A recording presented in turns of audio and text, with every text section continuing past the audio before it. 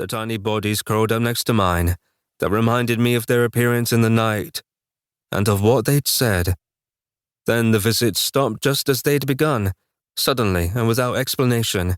I woke up each morning to an empty bed, and the memory of the whole thing started to fade. I never asked the girls if the nightmares had ceased. They must have, or else why had the visit? Nor did I question why they'd begun in the first place, 9 long months after the accident. I pushed those thoughts to the back of my mind, assuming it had all meant nothing, assuming it had run its course. It was only this morning when Marion came round with jam tarts and tears, and the girls told me about Black Mamba, that I remembered in a rush those moonlit serenades from a month ago, the girls' dead eyes and voices, and the things they'd said echoing in my head like a leitmotif, strings that keen and tremble long after being touched. Julia. I've come to the house, not because I want to, but because he's asked me to.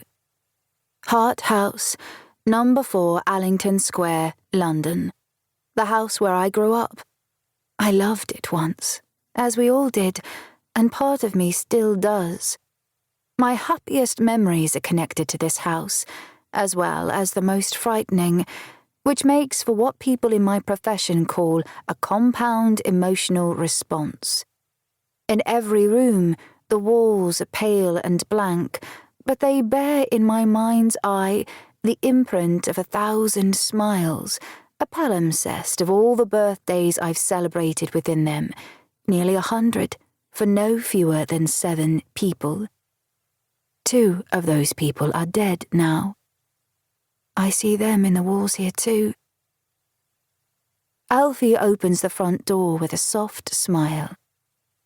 Pretty, in a manly sort of way. That's what I thought of him when we first met almost a decade ago. Now he's pretty but damaged, his face lined, his sandy hair mazy and thick. He looks more grizzled than he used to, though not as a result of maturity, but of trauma. I'm not judging. I look dreadful too, or at least assume that I do. I haven't looked in a mirror properly since the accident. "Thanks for coming," he says, taking my coat. Still a gentleman, I think, even after all that's happened. No, more so, I realise sadly. He was never like this when Pippa was alive. I'd come to visit, and Alfie wouldn't so much as look up from the telly.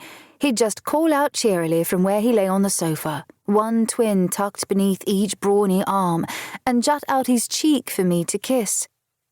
Now I watch him fold my scarf before draping it carefully over the banister, and his tenderness is hard to bear.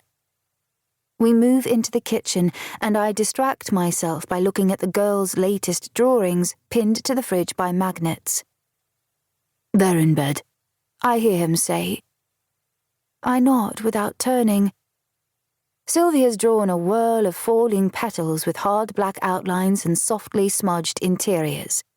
Cassia has drawn blue crystals, cold and clear.